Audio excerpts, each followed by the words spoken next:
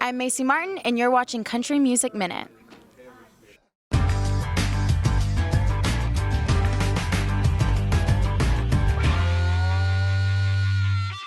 All right, guys, we are hanging out here at CMA Fest with Macy Martin. How are you today, girl? Good. How are you? Good. How's your CMA Fest so far? It's been great. How about yours?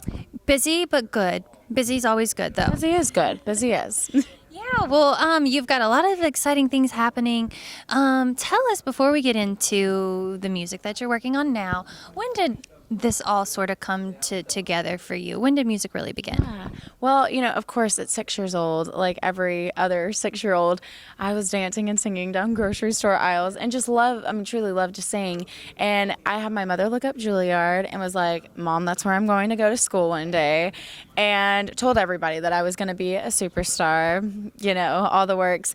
And then as I got older, my family, we have a lot of doctors and lawyers in our family. And so, of course, at 12 years old, everyone wants to know what you're going to do when you grow up. So I was like, oh, I'll be what Uncle Craig does, a doctor, or I'll do what Mark does, and I'll be a lawyer. And then, so I was like set on that. Like one day I just made up my mind and I was like, I'm going to do that. And when I turned 13, we had a lot of weird, just random opportunities to start recording music down in Dallas in Texas, because that's where I'm from.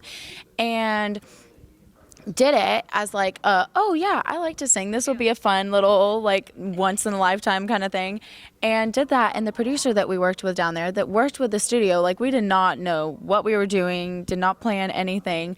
He knew some people in Nashville and said, hey, he looked at my parents and said, hey, do you mind if I send this off to some people? What's it gonna hurt, what's it gonna help? And my mom was like, yeah, sure, whatever, and he sent it off, and it made its round away to Kent Wells, who is my producer, who works with Dolly Parton.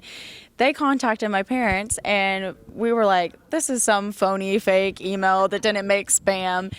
Turns out it was real. Came up to Nashville, met with them, and have been working with them now for 4.5 years. So that's what's going on, and that's why we're here today. I should have known you were from Dallas, because all the women in Dallas, their hair is always on point. Your hair is on point today. Thanks. See, and we talked about moms earlier, before we got started. My mom's like, hey, honey, did you back comb your hair today? Because I think you need to back comb your crown a little bit. Moms, they just want the best for us, though. Well, and my mom, y'all, her hair, talking about hair, spot on, perfect Texas hair, and it's great. I'm just like, yes, Mom, yes. But she's a past Texas pageant girl, so there's yeah. Apple doesn't fall far from the tree, right? Right, yeah. Thanks. Yeah, well, okay, so speaking of Kent Wells and your new single, Broke Down, how exciting was it to be in the studio working with Kent Wells, who has produced a lot of Dolly Parton stuff? Yes, he is just fantastic. Over the last couple years, he has just truly taken me under his wing, and he's almost like a second dad or like an uncle, and he truly is just so amazing in the support that he has, dedicated toward my career, and all the people that he has introduced me to and set me up to just expand and grow my career and grow my, roots into Nashville even, and, making Nashville my home. So it's been fabulous. I can't talk today. It's CMA Fest week. Yeah.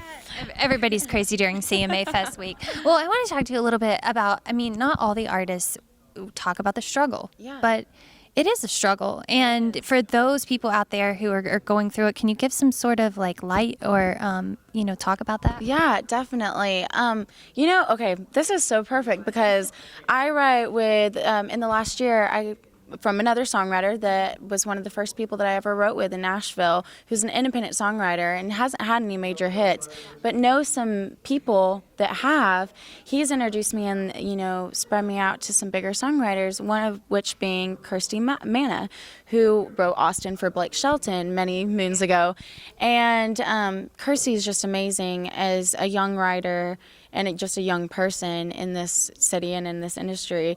She has truly, again, just been so inspirational and so easy to work with and so motivational. And so one of the things that she actually told me last week, we weren't even in a deep discussion, y'all. We were just sitting, hanging out at a writer's round, and she leaned over to me and she goes, because we're at a pivotal point in my career where it's we're taking the next steps of, hey, do we want to go record label shopping, or what do we want to do? You know, do we want to just go and release another album on our own?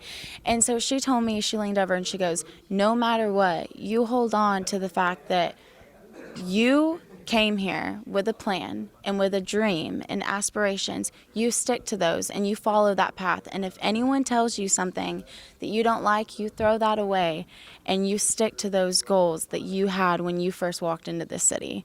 And I think that is so spot on for anyone, like major artists, minor artists, independent, like anyone, you know, that, and you have to carry that with you every single day.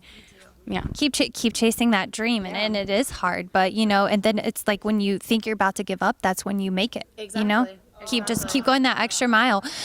So I mean, set aside from music, you kind of, I mean, at the age of 6, you were already doing big things. You started the Macy's Toy Box. Yeah.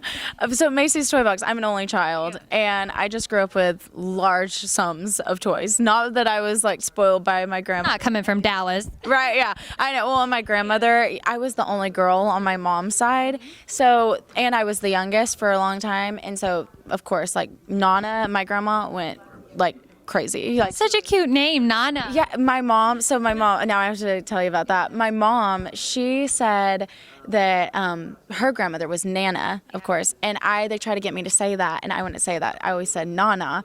So that's Nana, yep, my Nana. But anyway, we're best friends. But Macy's Toy Box, yes. So we had large amounts of toys, and it came to the point where they were just taking over my closet, and my parents were like, hey honey, we're gonna bunch up some of these and go sell them or something in a garage sale. And I was like, okay, we'll get rid of these, but Mom, Dad, we can't sell them, because all around that point, like that was when Toy Story, like I had grown up on Toy Story, and I was like, what if the mean kid next door comes and gets my toys and they're traumatized? And you know, I was just like, we can't sell them. And they were like, okay. So we reached out to my hometown's fire department and police department and just the city government, donated directly to them, and it was so amazing the support that they, you know, push back on us with Macy's Toy Box. A year later, they proclamated a day in honor of the organization, and it became something that I carried around with me just throughout school and throughout the state of Texas when we would travel. And then and now 10 years later, you know, I've carried it with my music, and it's grown immensely. And we actually have a little teddy bear now named Tumbles, who is a part of the organization. So when we go to visit hospitals and stuff, or even here at CMA Fest, when we're selling merch, people can buy Tumbles, and it goes directly back into the organization, and they can donate them, and we take those teddy bears to hospitals. What an amazing charity. Thank you. Okay. If you weren't singing, what else would you be doing? Ooh, you know what? I actually think I'm bringing up the doctors and lawyers thing again. I actually think I would like go into entertainment law, because I truly, like right now I'm a student at Belmont, and my focus is, my major is music business with a focus on law studies. And this is funny. I told my parents all the time when I was young, I never argued, I debated.